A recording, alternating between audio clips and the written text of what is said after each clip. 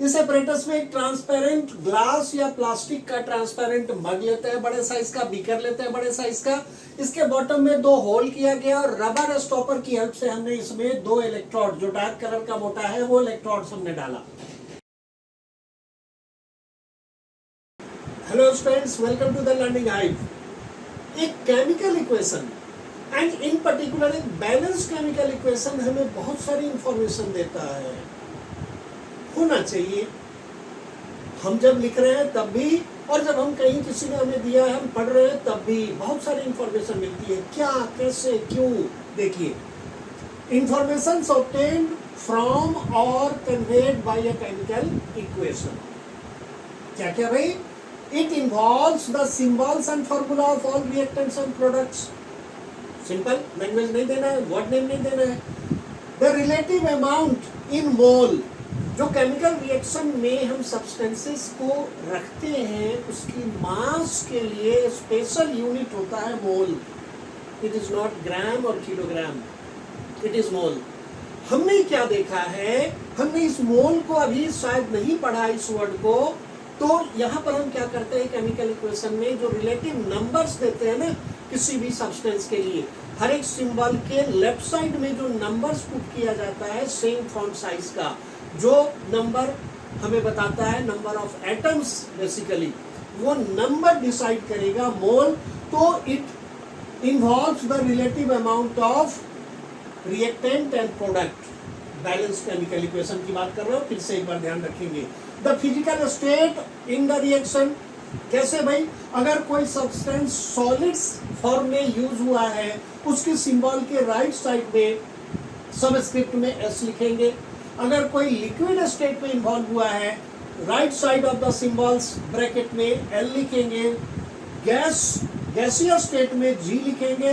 अगर aqueous solution लिया गया, मतलब सब्सटेंस को पहले वाटर में डिसॉल्व करके aqueous solution, so that reaction तब होगा, तो एक्वस सॉल्यूशन के लिए ब्रैकेट के अंदर सबस्क्रिप्ट में राइट साइड में एक ही लिखा जाएगा।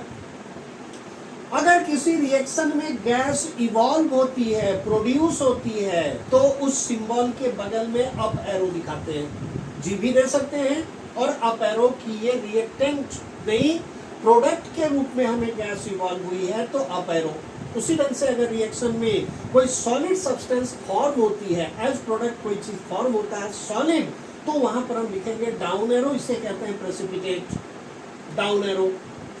किसी रिएक्शन में हीट एनर्जी या कोई स्पेसिफिक टाइप की एनर्जी इन्वॉल्व होती है, हीट एनर्जी हो सकती है, लाइट एनर्जी हो सकती है, electricity energy, electrical energy involve हो सकती है।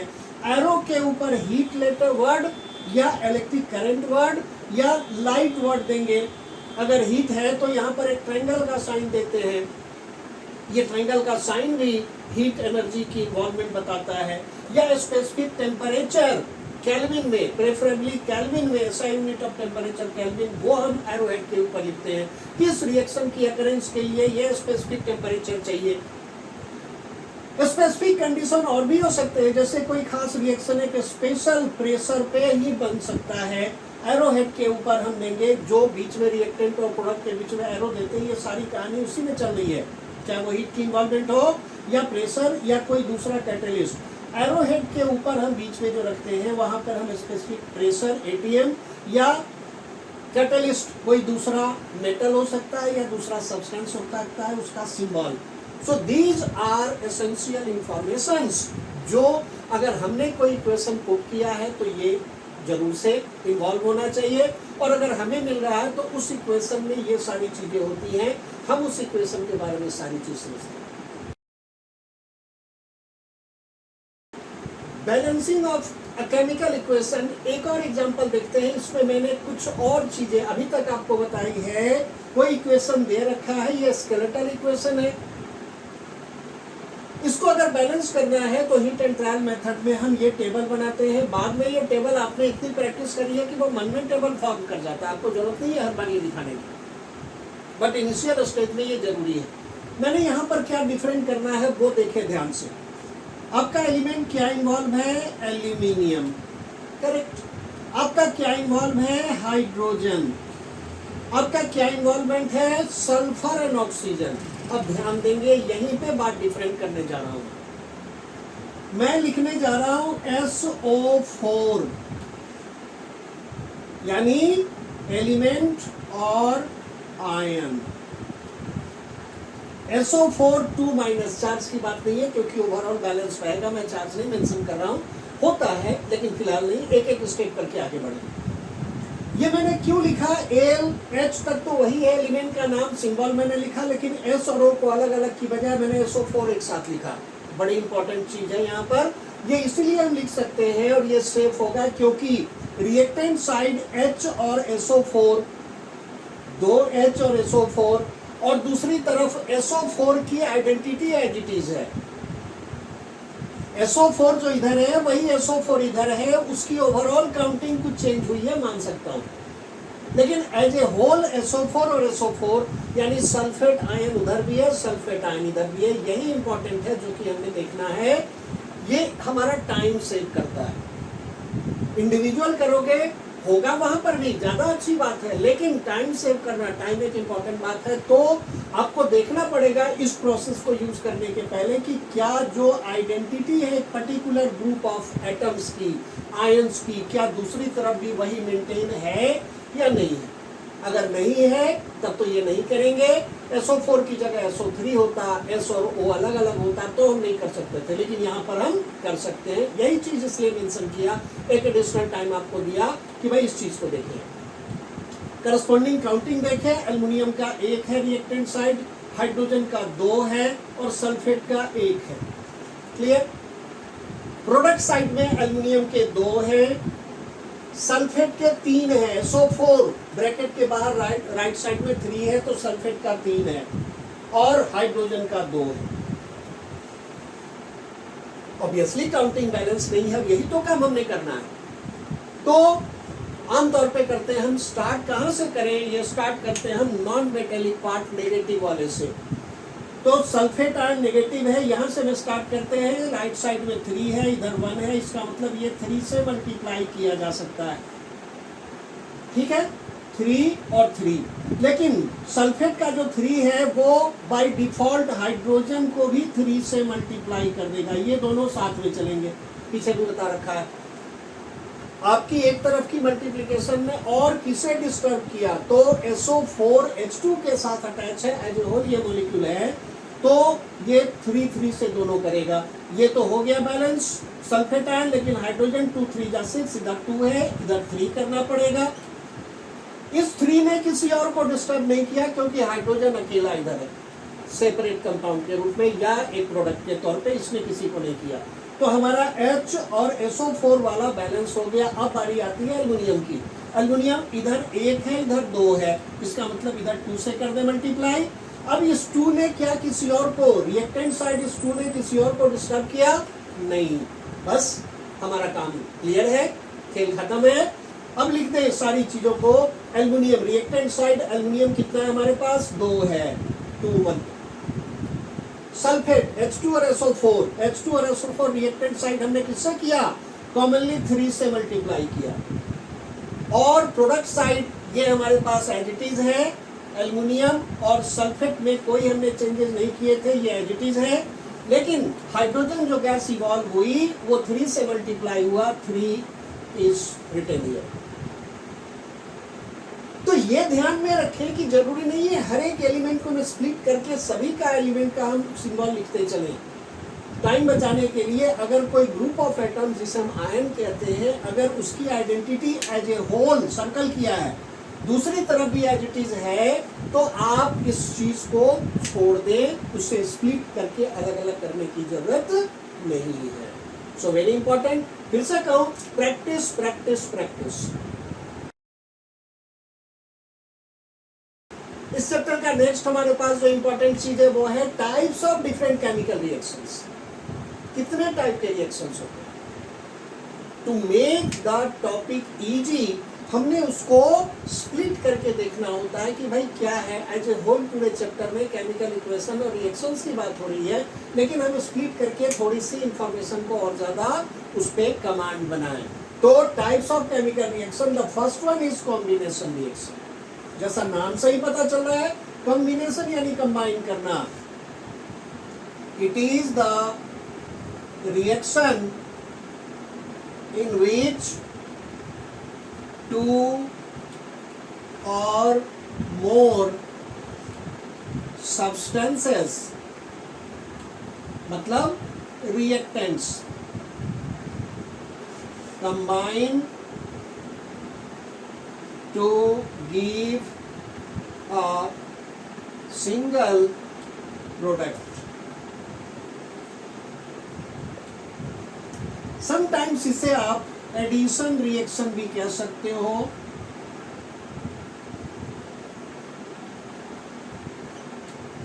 बट आप ध्यान रखें कॉम्बिनेशन रिएक्शन नाम ज्यादा अप्रोप्रिएट है। एग्जाम्पल देखें, hydrogen gas plus oxygen gas क्या देगी भाई? H2O देगा।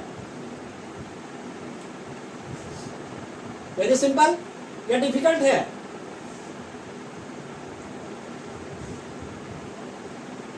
H2 gas plus N2 gas ये देता है NH3, अमोनिया कहलाता है।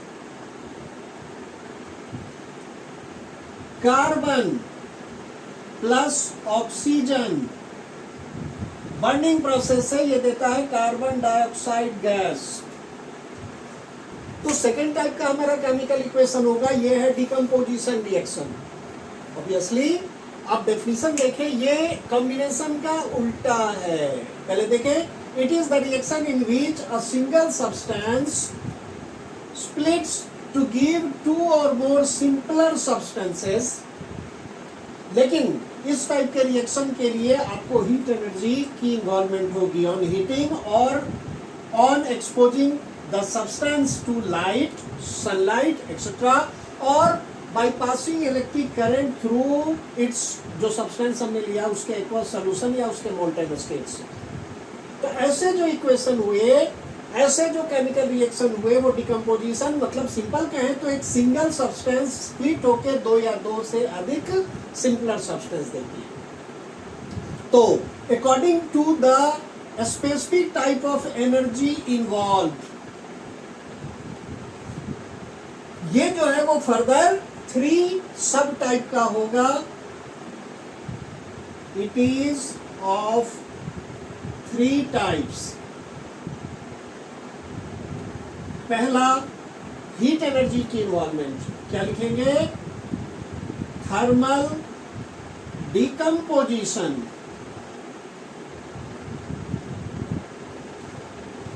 या शॉर्ट में इसको लिखते हैं thermolysis reaction. Thermal decomposition, decomposition मतलब स्प्लिटिंग और थर्मल मतलब हीट, हीट का सिनोनिम है।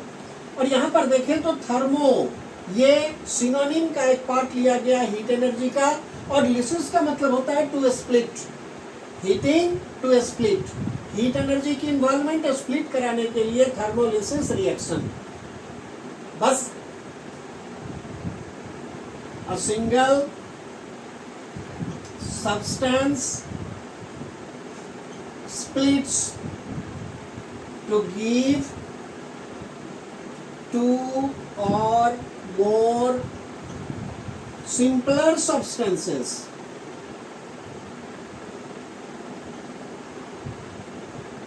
on heating।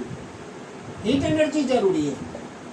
जैसे कैल्शियम कार्बोनेट सॉलिड सब्सटेंस, क्या किया? इसे हीट किया गया, बताया था, तो क्या मिलेगा? कैल्शियम ऑक्साइड, ये भी सॉलिड है, और कार्बन डाइऑक्साइड गैस के रूप में इवॉल्व हो जाती है।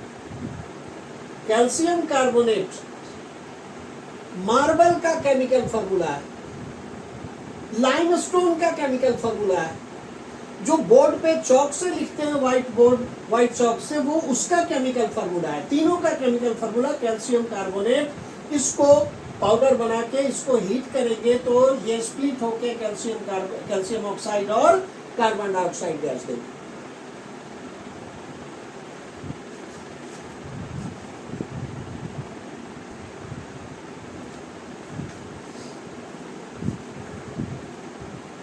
दूसरा एग्जांपल लेड नाइट्रेट सॉलिड, इसको जब आप हीट करेंगे, सॉलिड का मतलब हमेशा ध्यान दो कि इसको हम पाउडर कर देते हैं, सॉलिड का मतलब बड़ा टुकड़ा नहीं लेंगे, होगा रिएक्शन वहां भी बट दैट टेक्स टाइम। तो हमने क्या करना है, जो सॉलिड सब्सटेंस है उसको क्रश करके ऑलमोस्ट पाउडर फॉर्म कर देते हैं, तो रिएक्शन का थोड़ा रेट बढ़ जाता है, थोड़ा ऑब्जर्वेशन और क्लियर समझ में आती है। तो लेड नाइट्रेट को जब आप हीट करोगे तो लेड ऑक्साइड, ये येलो कलर की सॉलिड मिलेगी, येलो कलर की सॉलिड सब्सटेंस आपको मिलेगा हीट करने के बाद, इसका कोई कलर नहीं है। और ये NO2 गैस, नाइट्रोजन का ऑक्साइड जो गैस है, ये ब्राउन फ्यूम के साथ, ब्राउन गैस और ऑक्सीजन दो चीजें गैसियस प्रोडक्ट है, ऑक्सीजन एक कलरलेस ऑर्डरलेस है, लेकिन नाइट्रोजन का जो ये ऑक्साइड है ये ब्राउन कलर की गैस के साथ इवॉल्व हुआ, हमें पता चलेगा कि रिएक्शन हुआ। इसी ढंग से अगर आप आयरन सल्फेट को हीट करते हो तो आपको फिर से आयरन ऑक्साइड, ये भी ब्राउन सॉलिड है, सॉलिड मतलब वही पाउडर फॉर्म में आपको मिलेगा, सल्फर डाइऑक्साइड गैस और सल्फर ट्राइऑक्साइड गैस इवॉल्व होती है। सल्फर डाइऑक्साइड का अपना एक स्पेसिफिक स्मेल होता है, थोड़ी इरिटेटिंग, बर्निंग सल्फर जैसा, ये इरिटेटिंग स्मेल के साथ ये गैस इवॉल्व होती है। तो क्या देखें इन तीनों एग्जांपल में हमारे पास कि सब्सटेंस को जब आपने हीट किया तो it splits into simpler substances, इधर सिंगल था सिंगल था सिंगल था, आपके पास प्रोडक्ट के तौर पे 2 या 3 सब्सटेंसेस मिले हैं जो इसी के पार्ट है, mean simpler form. The second decomposition reaction is photolytic decomposition और सिंपली द फोटोलिसिस। क्या बताया, फोटो लाइट का सिनोनिम है, लिसिस का मतलब यस टू स्प्लिट। तो a single substance splits to give 2 simpler substances when exposed to sunlight और any source of light, bright light. Very simple example, photography में use होने वाली चीज AgBr, silver bromide, pale yellow colour का होता है, जब इसे हम एक्सपोज करते हैं सनलाइट में तो हमें मिलता है ग्रे, सिल्वर कलर का ग्रे, यानी सिल्वर सेपरेट हुआ और ब्रोमीन गैस इवॉल्व हुई। सेकेंड AgCl, सिल्वर क्लोराइड, फिर से ये येलो है और इसकी कलर होती है व्हाइट कलर। इसे आप जब सनलाइट को एक्सपोज करते हो या लाइट को एक्सपोज करते हो, Ag ग्रे कलर और क्लोरीन गैस इवॉल्व हो गई। बच्चों फोटोग्राफी में ये प्रोसेस यूज होते हैं, अब तो वो सारा कुछ हम लेते हैं अपने LCD पे, पीछे जो मॉनिटर कैमरे के साथ अटैच होता है उसके साथ, मोबाइल के साथ, लेकिन पहले जो फिल्में लगती थी अलग से रील लगता था ब्लैक एंड व्हाइट के जमाने में या कलर के जमाने में। अगर आपके घर में अभी भी कुछ कैमरे पड़े होंगे जिसमें रोल लगते हैं तो वहां पर ये चीज है, फोटो खींचने के पहले उसे निकाल कर नहीं देखना होता है। शायद आप में से किसी ने किया हो, कितना फोटो खींचा, कैसे खींचा, और जैसे ही आपने निकाला उसे ओपन किया सारी की सारी फिल्म बेकार हो गई। क्यों? क्योंकि उस पर बहुत लिमिटेड और प्रोसेस में लेंस के थ्रू लाइट पड़नी चाहिए छोटे से पार्ट में, छोटे छोटे पार्ट में। आपने पूरे को एक बार ओपन कर दिया, पूरा खराब बेकार हो गया। So second one is photolytic and third जो होता है हमारे पास ये होता है इलेक्ट्रिक डिकम्पोजिशन, यानी बताइए इलेक्ट्रोलिसिस। करेक्ट, इलेक्ट्रो मतलब इलेक्ट्रिक करंट और लिसिस मतलब टू स्प्लिट। क्या होगा, अ single substance splits to give 2 or more simpler substances when electric current is passed through its aqueous solution, और अगर वो सॉल्युबल नहीं हो तो थ्रू मोल्टेन स्टेट। तो ये प्रोसेस हमारा हो गया electrolysis. A very simple example, water,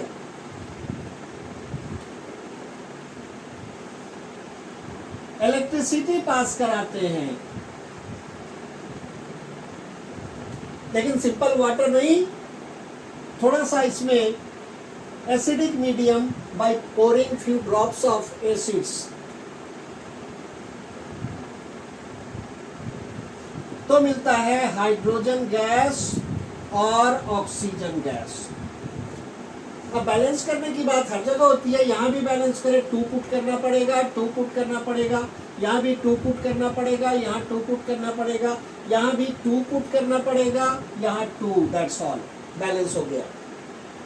तो हाइड्रोजन और ऑक्सीजन दोनों सेपरेट क्यों हो पाए? क्योंकि हमने वाटर की इलेक्ट्रोलिसिस की, लेकिन इस कंडीशन में हमने कुछ स्पेशल कंडीशन अप्लाई करना पड़ेगा।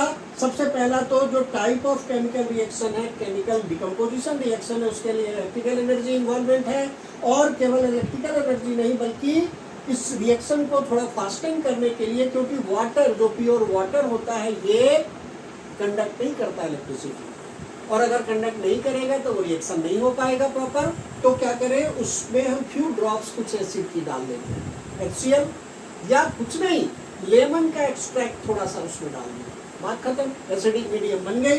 अब ये स्प्लिट करेगा, लेकिन इस प्रोसेस को करने के लिए, इलेक्ट्रोलिसिस करने के लिए हमें खास टाइप की सेटअप तैयार करनी पड़ती है। ये सेटअप इलेक्ट्रिक सेल के रूप से जाना जाता है। अगले पार्ट में हम आते हैं, उसको और थोड़ा स्पेसिफाई करेंगे। तो इलेक्ट्रोलिसिस ऑफ वाटर हम देखते हैं, एपरेटस तैयार हमारा है। इस एपरेटस में एक ट्रांसपेरेंट ग्लास या प्लास्टिक का ट्रांसपेरेंट मग लेते हैं, बड़े साइज का बीकर लेते हैं, बड़े साइज का। इसके बॉटम में 2 होल किया गया, और रबर स्टॉपर की हेल्प से हमने इसमें 2 इलेक्ट्रोड, जो डार्क कलर का मोटा है वो इलेक्ट्रोड्स हमने डाला। इलेक्ट्रोड्स को बैटरी से, सेल से, सोर्स ऑफ करंट से जोड़ेंगे। बैटरी के नेगेटिव साइड से जो जुड़ी होगी वो कैथोड होती है, नेगेटिव टर्मिनल कैथोड कहलाता है, और जो पॉजिटिव टर्मिनल से अटैच होता है वो एनोड कहलाता है। रोल है अपने स्पेसिफिक, ठीक है। फिर इन इलेक्ट्रोड्स के ऊपर हम इन्वर्टेड टेस्ट ट्यूब डालते हैं, पानी से भरी हुई इन्वर्टेड टेस्ट ट्यूब डाला हमने, और बीकर में पानी डाल के थोड़ी फ्यू ड्रॉप्स ऑफ एसिड इसमें पुट किया। हमारा एपरेटस सेटअप तैयार है। अब क्या करेंगे, स्विच ऑन करेंगे। ये स्विच ऑन किया, स्विच ऑन करेंगे तो current starts flowing like this from positive terminal to negative terminal. अब ये जो बीच में मीडियम वाटर है, वो केवल वाटर होता तो कंडक्शन नहीं होती करंट की, लेकिन हमने इसमें फ्यू ड्रॉप्स ऑफ एसिड डाला है, so it conduct electricity now, electric current conduct होगा। सेटअप हमारा कंप्लीट, सर्किट पूरा होगा। इससे क्या ऑब्जर्व होगा कि दोनों इलेक्ट्रोड जिसके ऊपर हमने इन्वर्टेड टेस्ट ट्यूब डाला है, उसके आसपास टेस्ट ट्यूब के अंदर कुछ बबल्स आपको दिखाई देंगे। थोड़ी देर के बाद, few seconds, 1 minute, 2 minute, few seconds के बाद आपको दिखेगा कि जो टेस्ट ट्यूब के अंदर पानी हमने भर के पूरा डाला था, वो पानी का लेवल नीचे हो रहा है। मतलब इसके टेस्ट ट्यूब के अंदर का पानी बाहर बीकर में जा रहा है, ओवरफ्लो होकर सेटअप के बाहर नहीं जा रहा है। सेटअप में इसमें जगह बन रही है, क्योंकि जो गैस इवॉल्व हुई वो गैस ने अपनी जगह बनाई और पानी को नीचे पुश कर दिया। यस, तो क्या हुआ इसमें, वाटर के, लिक्विड वाटर है, इसको हमने फ्यू ड्रॉप्स एसिड डाला, एसिडिक मीडियम से जब आप इलेक्ट्रिसिटी पास करते हो, इलेक्ट्रोलिटिक डिकम्पोजिशन हुआ, इलेक्ट्रोलिसिस हुआ, जिसमें हाइड्रोजन गैस और ऑक्सीजन गैस इवॉल्व हुई। ठीक है। इंटरमीडिएट प्रोसेस क्या है कि वाटर जब स्प्लिट करेगी, हाइड्रोजन ऑक्सीजन स्प्लिट करेगा, तो ऑक्सीजन का नेचर होता है नेगेटिव आयन का, और हाइड्रोजन का नेचर होता है पॉजिटिव का। तो जो स्प्लिट होगा वो पूरे में पानी भरा है, लेकिन जो हाइड्रोजन है वो किधर जाएगा, पॉजिटिव आयन किधर जाएगा, कैथोड की तरफ जाएगा। यहां पर हाइड्रोजन गैस की प्रेजेंस है और दूसरी तरफ जो एनोड है पॉजिटिव टर्मिनल, उसमें इस टेस्ट ट्यूब में आपको ऑक्सीजन गैस की प्रेजेंस मिलेगी, जो अलग से टेस्ट किए जा सकते हैं। Cathode negative terminal of cell से जुड़ा हुआ जो हमारे पास टेस्ट ट्यूब का पोर्शन है, वहां पे हाइड्रोजन गैस, और जो एनोड से जुड़ा है वो ऑक्सीजन गैस, ये इवॉल्व हुआ। हमने ये दोनों गैस चूंकि कलरलेस है, ओडरलेस है, लीकेज करने का तो मतलब नहीं है, लेकिन कलरलेस है इसलिए कलर दिखाई नहीं दे रही है, लेकिन पानी जो पहले भर के रखा था टेस्ट ट्यूब में वो डाउनवर्ड डिस्प्लेस किया उस गैस जो रिलीज हुआ। ध्यान देने वाली बात है, अगर इसको हम बैलेंस करें तो 2H2O ये 2 हो गया, अब हमारे पास बैलेंस है। यहीं पे आपको स्पेस दिख रहा है टेस्ट ट्यूब में, इलेक्ट्रोड के ऊपर स्पेस दिख रहा है। क्या दिख रहा है, एक खास टाइप का रेशियो आपको मिल रहा है कि जो हाइड्रोजन गैस इवॉल्व हुई और जो ऑक्सीजन गैस इवॉल्व हुई इस प्रोसेस में, इट इज 2:1 रेशियो। जितनी यहां पे स्पेस है और जितनी ऑक्सीजन एनोड के ऊपर का और कैथोड के ऊपर का जो स्पेस है, वो रिस्पेक्टिव गैस इवोल्यूशन की बात बताई, उसमें रेशियो ये आपके पास। तो ये भी एक इंपॉर्टेंट बात है, जो एक बैलेंस केमिकल इक्वेशन की स्प्लिटिंग से हमारे पास जो इलेक्ट्रोलिसिस हो रहा है उससे मिल रहा है 2 molecule of hydrogen and 1 molecule of oxygen इससे रिलीज होता है, वो वॉल्यूम वाइज यहां पर हम देख पा रहे हैं। बच्चों ये हमारा था different type, 3 types of decomposition reaction. ये डिपेंड करता है कि आपने डिकम्पोजिशन के लिए, स्प्लिटिंग के लिए कौन सी एनर्जी यूज की है, हीट एनर्जी, लाइट एनर्जी या इलेक्ट्रिकल एनर्जी। इन तीनों के नाम से तीनों के अलग अलग यूज हैं, तीनों में थर्मल, फोटोलिटिक और इलेक्ट्रिकल डिकम्पोजिशन ये रेस्पेक्टिव है। ये हमने second type of chemical reaction देखा। नेक्स्ट वीडियो में आप देख पाओगे फर्दर और हमारे जो केमिकल इक्वेशन के टाइप्स हैं वो चीज। डिकम्पोजिशन कर लिया हमने, अब आएगा displacement reaction, double displacement reaction, और बहुत इंपॉर्टेंट हमारे एवरीडे लाइफ का वो होता है oxidation and reduction. Apart from these 3 types आपको कुछ और भी रिएक्शंस मिलेंगे जो अलग से टाइप ऑफ रिएक्शन में तो नहीं है, लेकिन उनकी जरूरत पड़ती है अलग से समझने के लिए विद एग्जांपल्स। एंड जो अगले सेक्शन का हमारा है डिस्प्लेसमेंट, डबल डिस्प्लेसमेंट, वो सिंपल तरीके से नहीं होगा, उसके लिए सेपरेट हमारे पास एक वीडियो रहेगा जो रिएक्टिविटी सीरीज पे ये रिएक्शंस बेस्ड है, वहां पे आपको मिलेगा। सो तब तक keep watching the learning hive. आपका चैनल आपका अपना है, इसे सब्सक्राइब करें, साथ में कमेंट दें। थैंक यू वेरी मच बच्चों।